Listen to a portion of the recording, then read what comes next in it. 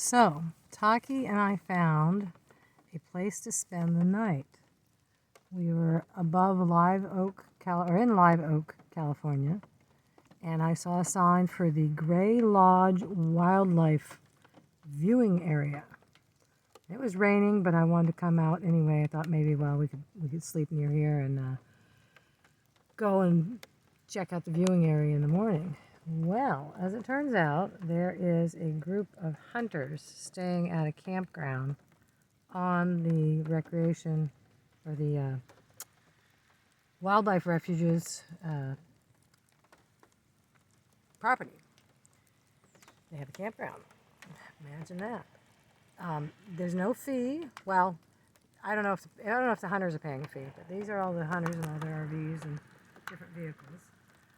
So I stopped because I saw all the vehicles here and I saw all the RVs here, and I stopped before I got to the wildlife viewing area, and there was a lady in a pickup truck parked beside the building, and I asked her what's going on, and she said, "This is hunters," and I said, "Oops, sorry." I asked her if this was a campground. She said, "No, it's all hunters." Whatever. So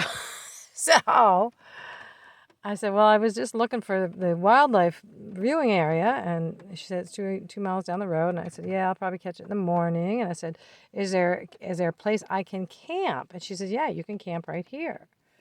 So she pointed me into the direction of one side of this campground, and I didn't have to pay a penny, and I get to camp with Taki.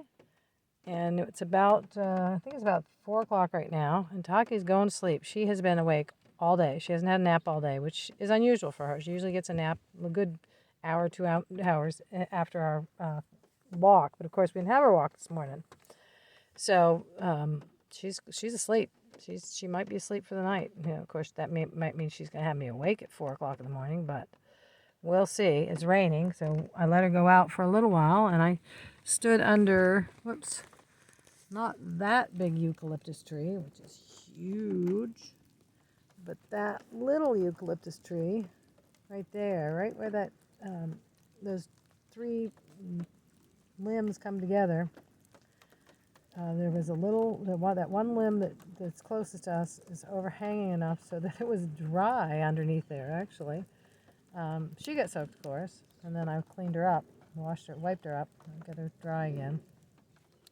But I am really thrilled because it's my first foray into just going with my gut and exploring an area and finding a place for the night. I was gonna, camp on a street, residential street, but this is gonna be sweet. And so the rain's supposed to clear up sometime tonight.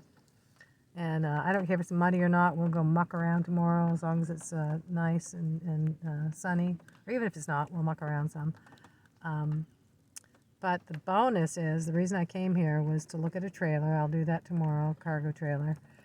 And it is 54 degrees, I think, out here right now. I've got the window down, and I am perfectly warm and comfortable with my long sleeve shirt on, and Taki's perfectly warm and comfortable in her little bed, and I just couldn't be happier about how that turned out.